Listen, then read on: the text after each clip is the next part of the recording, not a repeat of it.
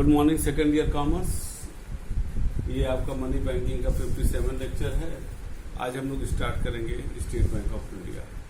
अब आप आश्चर्य हो रहे हो कि बीच में 2 चैप्टर छूट गया, कमर्शियल बैंक और फॉरेन एक्सचेंज बैंक। देखो कमर्शियल बैंक तो ऑलमोस्ट हम पढ़ा चुके हैं, पूरा का पूरा जितना भी आप पोर्सन होगा, तो उसको फिर से रिपीट करना वो भी ऑनलाइन क्लास में वो मतलब नहीं रखता। अगर कोई प्रॉब्लम होगा तो जब हम लोग ऑनलाइन ऑफलाइन मिलेंगे इस क्लास में तो हम बताएंगे। और जहाँ तक फॉरेन एक्सचेंज बैंक का बात है, जो 30% कोर्स आपका कम हुआ उसमें से फॉरेन एक्सचेंज बैंक का भी है जो इस साल के कोर्स में शामिल नहीं है। ठीक, तो इसलिए ये 2 चैप्टर जो है हम शिफ्ट करते हुए हम सीधे आ रहे हैं स्टेट बैंक ऑफ इंडिया पर। ये बहुत नाम सुनेंगे हम लोग स्टेट बैंक ऑफ इंडिया और स्टेट बैंक ऑफ, बहुत महत्वपूर्ण बैंक हुए भी। Before I will start the state bank of India, पहले एक लेक्चर में मैंने बोला था लेकिन यहाँ फिर से रिपीट करेंगे। हमारे 3 इंपीरियल बैंक थे। इंपीरियल बैंक जो है अंग्रेजों के समय में रीजनल वाइज बैंक थे, उसको डिटेल हमने काफ़ी बताया था पहले वाले क्लास में, लेकिन यहाँ पर सिर्फ इम्पोर्टेंट चीज उसमें इंपीरियल बैंक जो 3 थे उसमें से एक बॉम्बे, दूसरा बंगाल और तीसरा आपका हो गया फर्स्ट, सेकंड, थर्ड मद्रास। इन 3 जो है इंपीरियल बैंक को मिला करके आपको ये तीनों को मर्ज किया गया और ये मर्ज करके 1921 में ये प्रेसिडेंशियल बैंक यहाँ लिख दिए थे हम, imperial bank presidential bank.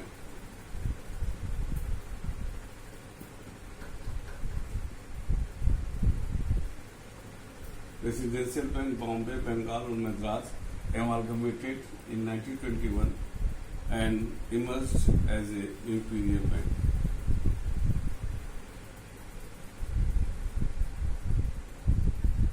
imperial bank ये बना, ये तीनों को मिला करके।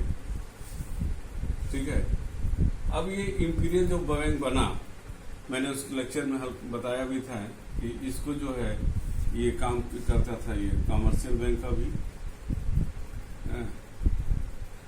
कमर्शियल बैंक माने deposit the money and lending the money. ठीक है, कमर्शियल बैंक का पूरा काम करता था। गवर्नमेंट बैंक था, गवर्नमेंट बैंक का काम करता था और समहाउ ये वर्क करता था as a central bank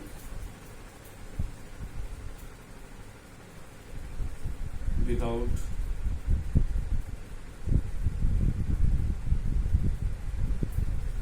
having authority to issue the note, the currency, क्योंकि ये काम गवर्नमेंट ऑफ इंडिया करती थी। तो इंपीरियल बैंक को 3 काम, commercial bank pure, government bank, government का रिप्रेजेंटेटिव बैंक होता था, तो सेंट्रल बैंक के रूप में सेंट्रल बैंक का सारा काम नोट इशू करने का छोड़कर कि ये करता था। माने अगर देखा जाए तो ये इंपीरियल बैंक दोनों था, कमर्शियल बैंक और सेंट्रल बैंक, ये दोनों काम करता था। ठीक है ना, लेकिन इसको 1935 में, ये 1935 में, माने अगर हम लोग बात करें ये 1921 से 1935 तक चला। 1935 में आरबीआई की स्थापना हुई, आरबीआई इस्टेब्लिश्ड 1935। अब इस्टेब्लिश करने के बाद ये जो है कमर्शियल बैंक रह गया,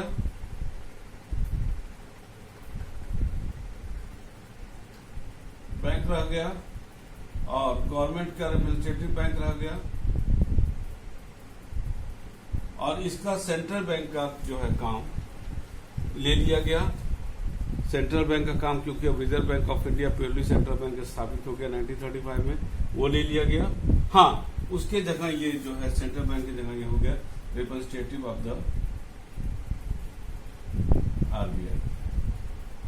ये हो गया कि जहां पर आरबीआई नहीं है वहां पर आरबीआई को रिप्रेजेंट करता है। तो ये हो गया, क्योंकि जब 1935 में reserve bank of India establish हुआ तो वहां पर जो है जितने भी सेंट्रल बैंक के काम थे वो आरबीआई को चले गए और गवर्नमेंट ने अपना पावर जो है वो दे दिया नोट इशू का भी अधिकार 1935 में।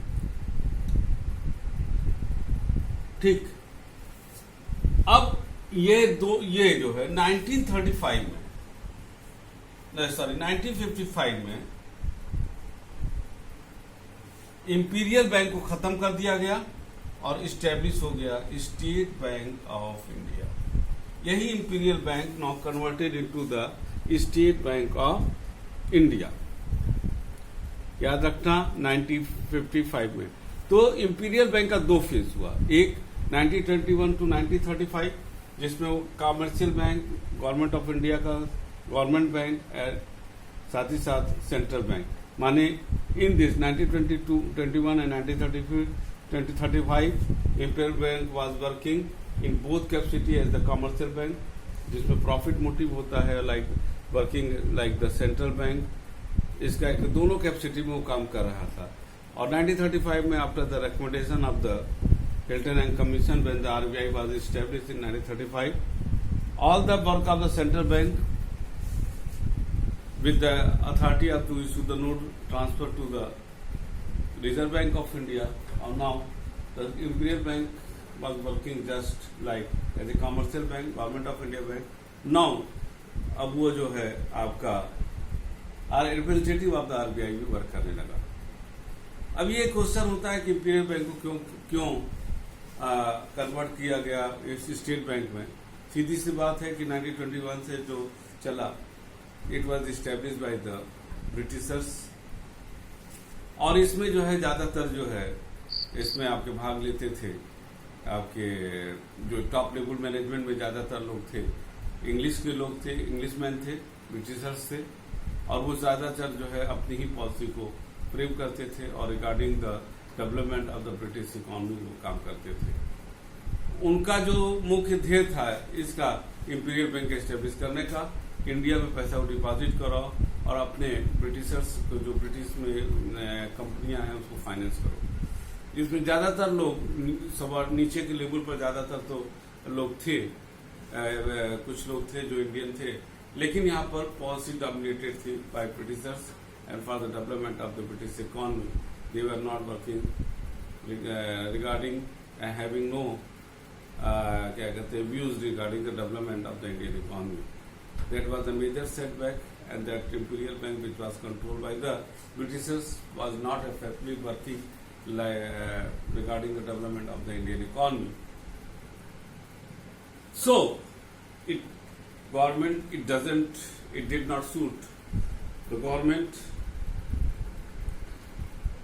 और उसके परिणाम स्वरूप जो है इसमें ये जब ठीक से वर्क नहीं कर रहा था, तो आफ्टर द इंडिपेंडेंस इन 1947 एक कमेटी वाज एस्टैब्लिश कि वो डिटेल स्टडी करे, जिसका नाम दिया गया था ऑल इंडिया रूरल क्रेडिट सर्वे कमेटी। उसने जो है इसने कहा कि साहब जो है इसको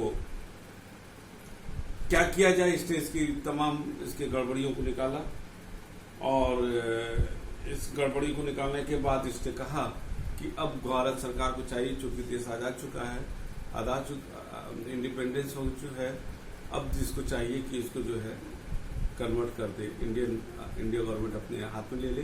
1955 में इंडिया गवर्नमेंट ने इसको अपने हाथ में ले लिया, और now the imperial bank has been converted into the state bank of India. State bank of India ये था आपका कैसे इंपीरियल बैंक से यात्रा चलते हुए स्टेट बैंक ऑफ इंडिया। आज भी स्टेट बैंक ऑफ इंडिया एक बहुत बड़ा बैंक, सबसे बड़ा सक्सेसफुल बैंक माना जाता है, और ये पब्लिक सेक्टर का बैंक है, एस्टेब्लिश बाय द गवर्नमेंट है, पार्लियामेंट में एक्ट पास हुआ है। इसमें यहाँ एक चीज जानकारी, it is not included in the list of the nationalised bank. It is the PSU bank, public sector bank है, PSB पब्लिक सेक्टर बैंक है। ये नेशनलाइज्ड बैंक की लिस्ट में इसलिए नहीं आता है क्योंकि जो नेशनलाइज्ड बैंक की लिस्ट में आते हैं उसका मुख्य था कि वो पहले प्राइवेट सेक्टर में थे, बाद में गवर्नमेंट ने उनका मैनेजमेंट एंड ओनरशिप उसको टेक ओवर कर लिया। But that was not in the case of the state bank of India. ठीक है, इसके बारे में नहीं था। अब स्टेट बैंक ऑफ इंडिया का जो सबसे बड़ा उद्देश्य था, क्योंकि जब देश आजाद हुआ था उस समय हमारी अर्थव्यवस्था पूरी जर्जर अवस्था में था, तो सबसे बड़ी चीज था पूरे देश को आर्थिक रूप से मजबूत करना, और वो तभी हो सकता था जब एक अच्छा खासा बैंकिंग नेटवर्क हमारे सिस्टम में शामिल हो, और उसके लिए एक बैंकिंग नेटवर्क अच्छे तरीके से काम करे। इसके लिए स्टेट बैंक ऑफ इंडिया की स्थापना किया गया, और इसका मुख्य था कि गांव में विशेष रूप से इसका जो फोकस था स्टैब्लिश करने का, तो रूरल सेक्टर था कि गांव के लोगों को के डोर तक हम पहुंच जाएं, उस छोटे छोटे व्यक्ति तक। हमारा सबसे बड़ा बैंक, अगर कहा जाए एक बहुत बड़ा बैंक, छोटे व्यक्ति के दरवाजे पर पहुंचे, उसको छोटे छोटे लोन को भी दे और उनकी सेविंग के हैबिट को बढ़ाए। एक उद्देश्य ये था। एग्रीकल्चर सेक्टर को फोकस करना इसका उद्देश्य था, ठीक है ना। To financial to small scale sector their development so that the overall economy of the country also improve. Point number 4 था। Fifth, to encourage and mobilise small saving and to develop the habit of thrift. Thrift का मतलब बचत among the villager and the people of small and low income group.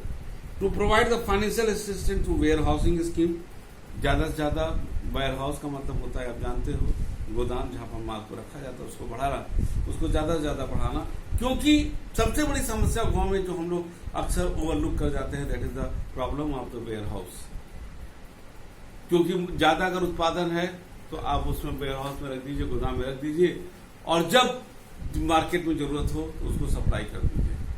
तो warehouse play very significant role regarding the rural development and agriculture sector for the agriculture sector. सातवां है to give the necessary financial assistance to the weaker section of the society so that they become self supporting and contribute the economic prosperity of the country. To help the transfer of the fund from the one place to, ये तो कोई दिक्कत ही नहीं है। And to assist the Reserve Bank of India in implementing the monetary and credit policy of the country. ये reserve bank of India का representative bank होता है, और उसके रूप में ये जो है, जो भी रिजर्व बैंक ऑफ इंडिया के डिसीजन होते हैं रिगार्डिंग मॉनेटरी पॉलिसी और किसी भी संदर्भ में, उसको ये जहाँ पर रिजर्व बैंक का ब्रांच नहीं है वहाँ पर मूलतः इसको करने की जिम्मेदारी इसकी होती है। इसका स्टेट बैंक ऑफ इंडिया का जो हेडक्वार्टर है वो बॉम्बे में है, और ज्यादा से ज्यादा इसका शेयर जो है गवर्नमेंट ऑफ इंडिया के पास है, और कुछ रिजर्व बैंक ऑफ इंडिया के पास भी है, ठीक है। ये तमाम ये इसका चेयरमैन मैनेजिंग डायरेक्टर होते हैं, ठीक है। ये सब अपने देख लीजिएगा, ये सब कोई बहुत बड़ा मैटर नहीं है। फंक्शन में आते हैं हम लोग। फंक्शन में अगर हम आते हैं तो सबसे बड़ा जो function as a commercial bank जो करता है उसमें डिस्कस करने की जरूरत नहीं है। All those function which are discussed in the function of the commercial bank similar will be here, so there is no need to repeat the function. फिर इसमें जो दूसरा एक पॉइंट है इसका representative of the reserve bank of India, जहां पर reserve bank of India का ब्रांच नहीं है वहां पर ये bank reserve bank of India के ब्रांच के रूप में काम करता है, और वो सारी चीजें जैसे आपका जो भी है, आप चले जाओगे वहां पर जो भी रिजर्व बैंक ऑफ इंडिया का काम आपका है, फॉरेन एक्सचेंज से संबंधित किसी भी प्रकार का, आप जो स्टेट बैंक ऑफ इंडिया का जिले का मेन ब्रांच है आपके, जैसे गोलघर में बैंक रोड है, बहुत बड़ा ब्रांच है, आधा छोटा मोटा अंदर जाइएगा तो शहर लगेगा, वहां चले जाइएगा तो रिजर्व बैंक के जितने भी एक्टिविटीज है, जितनी आपको जरूरत है तो वो वहां से पूरा हो सकता है, ठीक है ना। यहाँ पर गवर्नमेंट जो है ये गवर्नमेंट के बैंक के रूप में भी काम करता है। जितने भी आपको गवर्नमेंट के लिए पैसा जमा करना है, गवर्नमेंट को पेमेंट करना है, वो सब स्टेट बैंक ऑफ इंडिया के थ्रू होता है, ठीक है। और साथ ही साथ ये बैंकर ऑफ द बैंक, यानी कि जितने भी कॉमर्शियल बैंक हैं उनको जो अगर पैसे की जरूरत होता है तो पहले ये प्रोवाइड करता है on behalf of the reserve bank of India. जहाँ पर रिजर्व बैंक ऑफ इंडिया नहीं है वहाँ पर भी क्लियरिंग हाउस क्या होता है हम लोग पढ़ चुके हैं। क्लियरिंग हाउस के फंक्शन का भी फंक्शन ये परफॉर्म करता है, ठीक है ना। और नीचे function of the commercial bank, इसको बताने की जरूरत नहीं है। कौन कौन से काम ये नहीं करता उसको हम एक बार बता दें। State bank of India has prohibited from the performing of the following function. Loan can not be given for the unlimited period of time, नहीं दिया जा सकता। The bank can not acquire fix asset other than, अपनी जरूरत के अलावा कोई fix assets नहीं खरीद सकता। तीसरा, bank is provided from the discounted bill where validity 6 महीने से ज्यादा जिस अगर बिल है उसको डिस्काउंट नहीं कर सकता। State bank of India can not in case any bill which does not bear two signature. The bank can not give loan on the security of its own share, अपने share पर ये security 6 महीने से ज्यादा नहीं दे सकता। The bank can not advance to a person of firm more than fixed amount. जहां तक associate bank of state bank of India का बात है, आपकी जानकारी के लिए बता दें, अब ये चीज यहाँ पर कोई मायने नहीं रखता, क्योंकि all the associate banks now at present time या पहले प्राय सब मर्ज कर गए स्टेट बैंक ऑफ इंडिया में, and still there is no associate bank. जो स्टेट बैंक के थे जितने भी थे वो सब मर्ज कर चुके हैं, आज कोई भी एसोसिएट बैंक नहीं है। उम्मीद करते हैं इनिशियल स्टेज पर आपको ये समझ में आ चुका होगा। सेकंड क्लास में जो स्टेट बैंक का जो लास्ट क्लास होगा उसका हम अचीवमेंट और तक क्या क्या हुआ है और रूरल डेवलपमेंट में इसका क्या योगदान है इसके बारे में बात करेंगे। वो सारी चीजें समझ में आ गई होंगी, इसको पढ़िएगा। जो नहीं समझ में आएगा सैटरडे को उसमें पूछ लीजिएगा। तब तक के लिए नेक्स्ट क्लास के तक के लिए thank you and good bye.